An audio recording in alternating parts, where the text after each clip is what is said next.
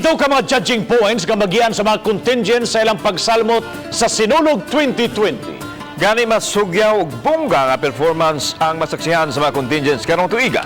Subay ni ini, hugot nga seguridad ang ipatuman sa mga otoridad aron magmalampuson ang maong kalihukan. Alang sa dugang detalye, aniya ang report.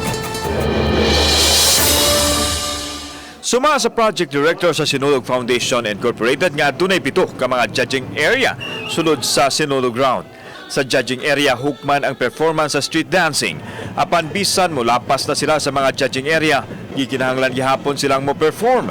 It's more this time, it's more something that we have to make a change for the past few years. We found out some lapses and some, some flaws and everything, but we're trying as much as possible to do things a little by little in such a way that it would help Sinulog more beautiful and more grandiose and more disciplined festival. Gipahibaw ni Val San Diego nga adunay na po ka mga contingents ang maapil sa Sinulog based ug 16 sa free interpretation categories.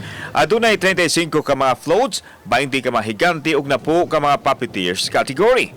Samtang gipahibaw nga adunay ipatuman nga color coding alang sa mga photographer sa red zone diin adunay mga judges. Gilidan sila nga mosamok sa pagkuha og hulagway sa mga mo-perform sa mga contingent. The judges station, we will put some markers which are banners like red. When it's a red zone area, the photographers, the one joining the photo contest, are not allowed to get inside. Kauban si Godfrey Relian, ako si Alan Domingo. Balitang Bista.